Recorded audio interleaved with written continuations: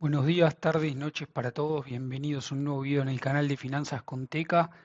En este video vamos a hablar un poco de lo que pasó en Argentina, de la destrucción bursátil que hubo.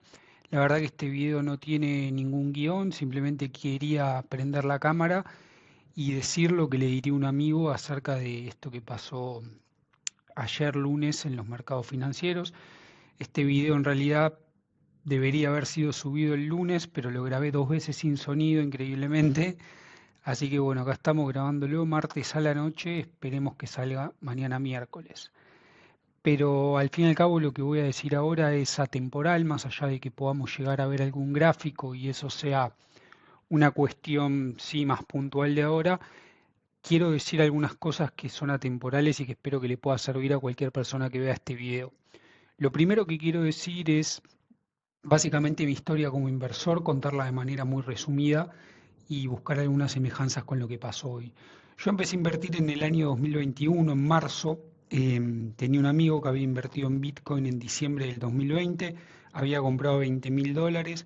Fue el terrible bull run de las criptos ese verano que pasó el precio de 20.000 a $60.000. Yo había vuelto de Irlanda, país en el que viví 2 años, tenía unos ahorros y decidí eh, leer apenas dos pavadas acerca de lo que me dijo mi amigo y decir, listo, pongo la plata acá. Puse un monto considerable de dinero y durante las primeras 2 semanas empecé a ganar plata. Yo entraba a Binance, veía que cada vez tenía más plata. Llegué a ganar, de hecho, quizás un salario en Argentina de ese momento y yo básicamente era muy pendejo y básicamente empecé a pensar que cada persona que se gane la vida laburando es un salame. Obviamente el mercado rápidamente se ocupó de ponerme en mi lugar y más o menos un mes después de haber invertido, habiendo tenido una ganancia considerable en el medio, porque Bitcoin pasó de 60.000 a casi $70.000 en ese entonces. Bueno, Bitcoin, como todos saben, durante el 2021 pegó una bajada espectacular, no me acuerdo a cuánto, pero sí me acuerdo que aproximadamente em, perdí, o no perdí porque no vendí, ahora vamos a hablar de eso, pero se redujo a la mitad mi portafolio de criptomonedas. Es decir, que en muy poco tiempo había perdido la mitad de lo que había invertido. Fue un golpe durísimo. Obviamente yo entraba a Binance y decía, esto no puede ser, esto es una estafa, ¿cómo puede ser que mi plata haya desaparecido así, qué sé yo? Obviamente al principio viene la negación, la frustración, es normal. Em, y bueno, nada, decidí en vez de quedarme en eso, eh, investigar un poco, leer, ver muchos videos de YouTube y entender que principalmente eso, hasta que vos no vendes tu posición, vos no perdés. Empecé a estudiar un poco Bitcoin, activo en el que hoy en día creo muchísimo y sigo teniendo un portafolio, y eso me llevó a no vender. Hay un dato no menor y es que obviamente yo vivía con mis papás, ya había conseguido un trabajo. Obviamente no es lo mismo para cualquier persona, porque si a vos te pasa eso y tenés dos pibes que darle de comer, quizás vas a necesitar vender y tener la plata, o no vas a poder tolerar ese riesgo porque la situación de cada uno es muy distinta. Por esto yo siempre hablo de que cuanto más joven sos y menos responsabilidades tenés, más riesgo tenés que tomar porque después no lo vas a poder hacer. Obviamente tenés que tomar un riesgo con el que te sientas cómodo, pero por lo menos cuando vos sos joven tenés la posibilidad de hacerlo. El día que vos tengas un hijo, una mujer, una casa, un perro, qué sé yo, cada vez tu aversión al riesgo va a ser menor. Yo hoy en día eh, vivo con mi pareja, tenemos un perro, hay gastos fijos y ya no tomo los mismos riesgos que tomaba cuando vivía con mis papás, por ejemplo, pero sabiendo que soy joven y que tengo un respaldo, un fondo de emergencia del cual hablaremos en otro video. Sigo tomando riesgos y creo que es lo mejor que uno puede hacer cuando es joven y no tiene grandes responsabilidades a cargo. Em, pero bueno, me desvío un poco. Acá el punto importante es que yo, como les dije, no vendí mis bitcoins y para noviembre de ese año, como lo pueden ver en el gráfico, el precio volvió a alcanzar los $70.000. De hecho, superó un poquito los máximos de marzo de ese año y yo me vi en ganancias nuevamente después de varios meses. Eh, Ahí decidí tomar una parte de esa ganancia, yo estaba asustado, yo estaba un poco en la postura, esto vuelve a lo que puse y vendo todo, qué sé yo, pum, pum, pum.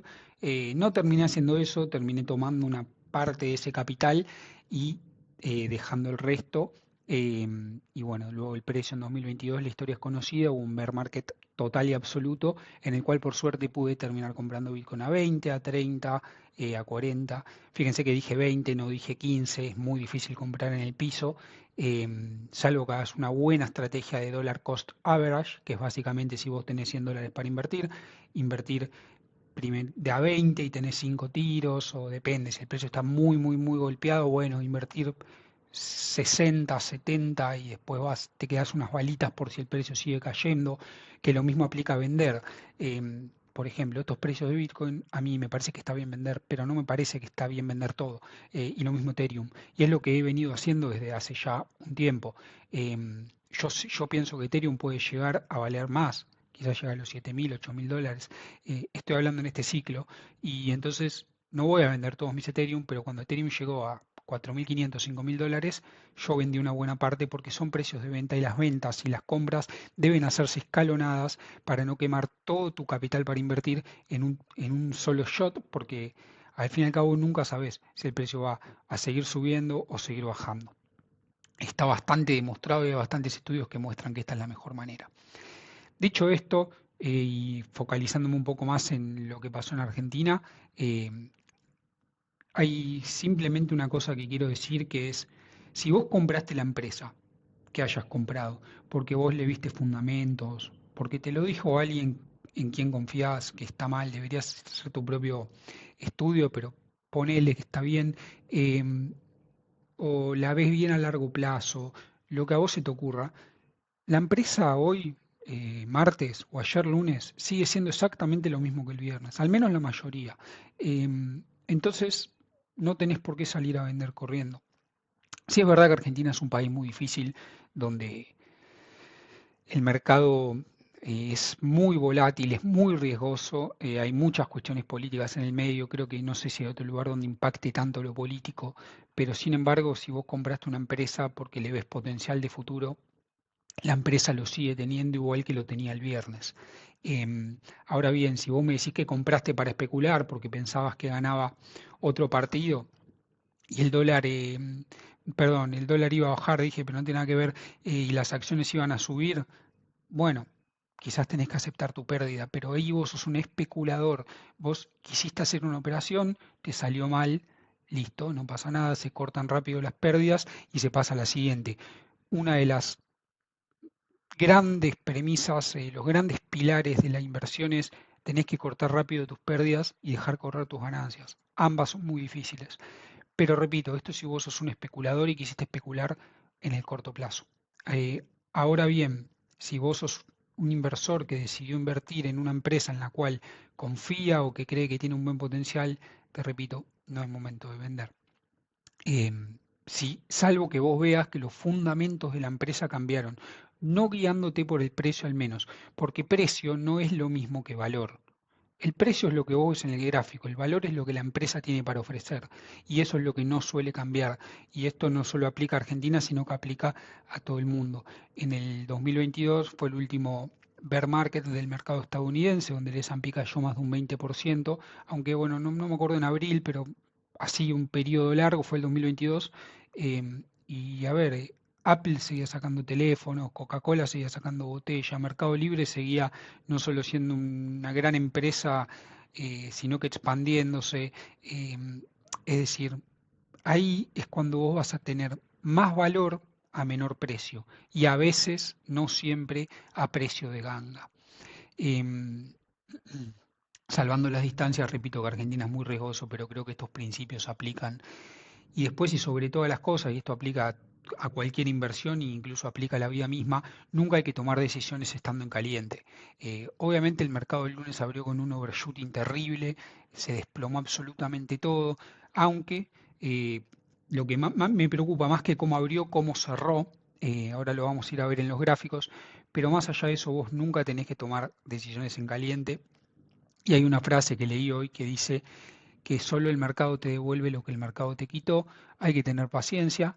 El otro día se lo dije a un amigo, no hay nada mejor que empezar en el mercado con un buen golpe. Yo creo que te alinea los planetas, te ordena los patitos y te dice, che, esto no es una boludez, sobre todo en estos tiempos donde venimos en un mercado alcista, sobre todo estadounidense, que viene, pero yo creo que del 2008 hasta hoy obviamente hubo correcciones en el medio, algunas más fuertes, otras menos fuertes, pero la tendencia principal es alcista y con bastante violencia. De hecho, em, el el Compound Annual Growth Rate del S&P 500 subió muchísimo en los últimos 15 años. Si vos te fijas, el de los últimos 70 años es una cosa, el de los últimos 20, 10 es otra muy distinta y mucha gente también está asustada, entre comillas, por eso, porque todo tiende a volver a la media. Esa es una ley muy importante que aplica tanto a los mercados como a la vida y es que todo tiende a volver a la media. Sin desviarme mucho más y sintetizando un poco más esto que pasó con Argentina, no hay que vender en caliente, no hay que vender en un momento que uno la está pasando mal porque perdió mucha plata, o al menos em, perdió valor en su patrimonio, perdió riqueza en su patrimonio, no necesariamente perdió plata. Em, y sobre todas las cosas, si vos elegiste una empresa porque confiabas en ella, esa empresa probablemente siga haciendo lo mismo hoy que hace una semana y lo seguirá haciendo. Entonces, lo mejor que uno puede hacer en estos casos es hacer una estrategia de dollar cost average, donde básicamente podés aprovechar esta caída para comprar, pero como te decía, si vos tenés $100, no vas a meter los $100 ahora porque los precios pueden seguir cayendo. Que algo esté barato no quiere decir que no puede estar más barato.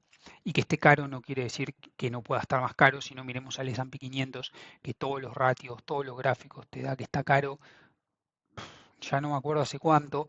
Y sin embargo, sigue subiendo y sigue estando en consecuencia más caro. Pero bueno, esa es mi sugerencia, que intentes aplicar una estrategia de dollar cost average, que la vamos a ver en otros videos mucho más en profundidad, pero básicamente es ir haciendo compras escalonadas en las empresas que a vos te gusten. Me voy a achicar un segundo, vamos a ir a los gráficos. Acá tenemos el gráfico del Merval en dólares. Si a alguno le interesa la fórmula y no la conoce, la puedo dejar en la descripción de este video, porque seguramente cuando uno lo busca aparece en pesos. Y acá tenemos, bueno, esto es un gráfico semanal de todos modos, ahora vamos a ir a ver el gráfico de un día, pero si miramos el RSI, que es este oscilador que ven aquí abajo, vemos que está llegando a precios que no tocaba desde el 2020, cuando el Merval valía 270, 260 y pico de dólares. Esto es, sin duda nos indica que el precio está llegando a zona de sobreventa. Cuando lo está sobrevendido, generalmente uno empieza a pensar que debe comprar. Fíjense que estos niveles de precio no los veíamos de 2018, después los visitamos en 2019 y en 2020. Fíjense que sin embargo, esto no es un indicador totalmente fiel porque acá los tocó en 2018. El precio subió, pero subió esto que igual no es poco, aunque lo parezca, es de 635 a 1000, debe ser un 40%, y luego hizo pum y al piso otra vez.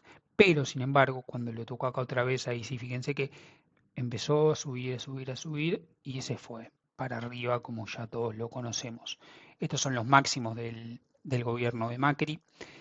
Acá se vieron los máximos de Milei, que si bien nominalmente es más alto, hay muchos gráficos circulando donde actualizan este gráfico por inflación y los $1.800 de este momento del 2018 son $2.500 dólares de hoy, lo que tocó más o menos el Merval. Em, Ese es otro concepto importante, no me quiero desviar, pero tengan en cuenta que el 2018 está parte de una inflación en dólares galopante de más o menos un 30% más. em, y por favor no guarden dólares en un cajón. Pero bueno, vamos a hacer otro video sobre eso. Pero bueno, acá tenemos una prueba fehaciente que se me puso frente a mis ojos, que es que este punto del 2018, los $1.800, son $2.400 de hoy. Vamos a pasar a un gráfico de un día para ver rápidamente, bueno, este rebote diario que tuvo acá, que igual realmente no nos indica mucho, es un rebote lógico, generalmente se dan estas cosas, pero eh, no es indicativo de nada. Otra vez podemos ver que el RSI está también tocando niveles que en gráfico diario sí tocó en abril de este año, y fíjense que el precio se fue para arriba, subió de los 1.300 a los $2.000. También es una suba bastante interesante del 50%. Veremos qué puede hacer. Si el precio subiese un 50% desde acá, sería más o menos hasta esta zona. Pero, como digo, no es un indicador que sea totalmente fiable. Sí podemos ver que muchas veces se cumple. Acá dio sobre compra y fíjate que igual el precio siguió subiendo un poquito hasta que se desplomó. Pero si nos fijamos, ¿cuándo empezó este terrible bear market? En enero de este año. Si nosotros mirábamos el indicador y nos empezábamos a alertar, sobre todo acá también vemos una divergencia, lo voy a marcar así porque para que se vea mejor, tenemos que este pico corresponde a estos máximos de acá, con un momentum mucho más fuerte, y este piquito que corresponde a este máximo de acá, donde el momentum ya no acompañaba, y ahí, bueno, ya no me quiero meter en estrategia de trading, pero el RSI es un indicador que podemos seguir, acá también lo cumplió, y después se ve, pero no siempre se va a ver tan claro, pero por ejemplo acá también lo tocó y luego el precio bajó, esta bajada desde los 1.400 a los $950, quizás son bajadas que parecen poco, pero son mucho porcentaje del capital. Fíjense que esta vela de acá es un 20%, entonces, bueno, no sé si tanto el Merval, pero sí algunas acciones. Otra cosa que me gustaría mostrar en el gráfico del Merval, iba a haber algunas acciones, pero no me quiero extender mucho, al fin y al cabo el Merval representa la mayoría de las acciones que se operan en el mercado argentino, y quería trazar una extensión de Fibonacci, iniciando desde em, enero, si no me equivoco, sí, correcto, cuando empezó esta, ya no es una corrección, sino quizás un mercado bajista, habría que ver, em, hasta acá, que en abril se apoyó contra esta línea, que ahora ya la perdió, y volvió a tener un rebote y nuevamente está cayendo, y ahora estamos yendo hacia el 100% de la extensión de Fibonacci, donde no me quiero alargar mucho, pero también tenemos este soporte marcado acá, y lamentablemente lo más probable es que el Merval vaya a visitar la zona de los $1.000, que estando en 1.200 es una baja del 18% más, 20% para redondear. Así que hay que tener cuidado. Si vos por algún motivo sos optimista en Argentina y querés comprar, no compres todo lo que vos tenés, porque justamente vos podés comprar y al toque perdiste un 20%, porque el precio continúa su camino hacia acá. En cambio, vos lo que podés hacer es comprar ahora 40, luego cuando llega acá compras 50 o 40 y te guardas un tirito más por las dudas, o de última ya en estos precios quizás te podés invertir totalmente, sobre todo con un RSI que ya va camino a una zona que algo va a tener que hacer. El RSI no se puede ir al inframundo, no se puede ir a cero, entonces algo va a tener que hacer el precio para darle aire a este oscilador. Es un oscilador muy interesante, el cual merece un video entero, pero bueno.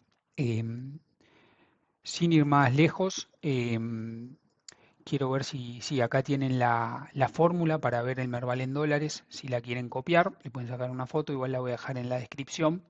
No me quiero extender mucho más, se me hizo más largo de lo esperado. Simplemente quería prender la cámara, decir algunas ideas que me genera esta semana en los mercados financieros argentinos, al cual yo también estoy expuesto. A mí tampoco me gusta que mis activos bajen de valor, de precio, perdón, de precio, eh, pero son cosas que pasan, y al fin y al cabo hay que tener paciencia, hay que seguir invirtiendo, y el mercado solo te va a recompensar por eso y por no actuar con pánico. Siempre hay que pensar la decisión y con firmeza tomarla, y saber que nos vamos a pegar golpes. Warren Buffett pierde plata, todos vamos a perder plata, pero lo importante es que cuando ganemos, ganemos más que cuando perdemos. Muchas gracias por ver el video hasta acá. Si te gustó, se agradece mucho que dejes un me gusta, un comentario sobre tu experiencia en esta semana en Argentina, y que se lo compartas a alguien que consideres que le puede servir. Muchas gracias por verme y nos vemos en el próximo video. Chau, chau.